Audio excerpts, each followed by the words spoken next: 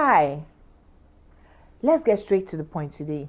Are we, that's Nigerians, oh, not UARians, afraid of our shadows? This government used social media to get into power. A lot of government ministries and agencies use social media to put out information. The Nigerian Center for Disease Control used Twitter in particular to disseminate daily figures during the COVID-19 pandemic and also to correct fake news spread on social media. All conventional media platforms today use social media to stay relevant, including government media platforms. In fact, this week, the NBC says it's unpatriotic for any broadcast station to still publish their Twitter handles. At least, that sounds like an appeal. Unlike the AGF, Attorney General of the Federation, Abubakar Malami, who threatened Nigerians still tweeting with arrest and prosecution. Presidents and the presidency tweets the words of press statements and releases, which is how we even got here in the first instance.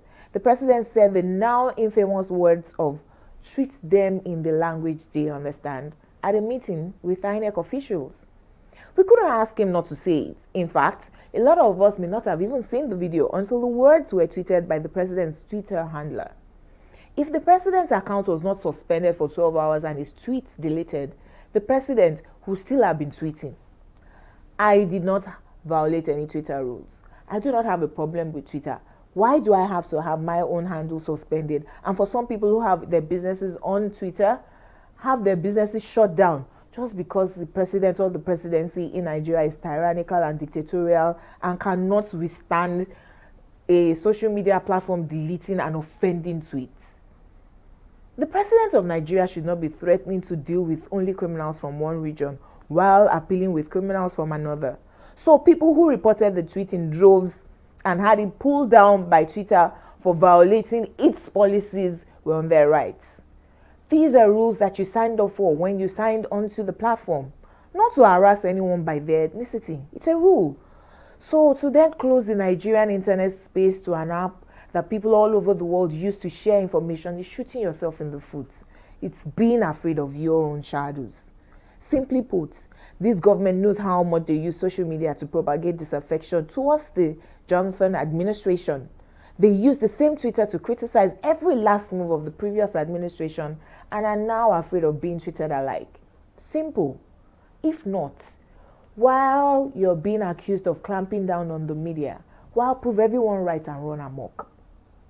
Minister of Information was on every media as spokesperson of his political party criticizing the former government. There's really no opposition party today doing the same. So the Nigerian people are now the opposition, and social media is their own platform to out the government for failing on all fronts and for performing worse than they criticized the last administration for.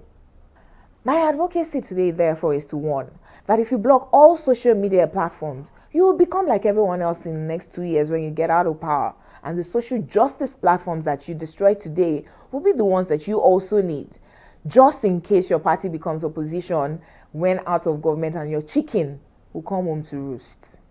Nigerians will definitely succeed. This government will not be the end of us.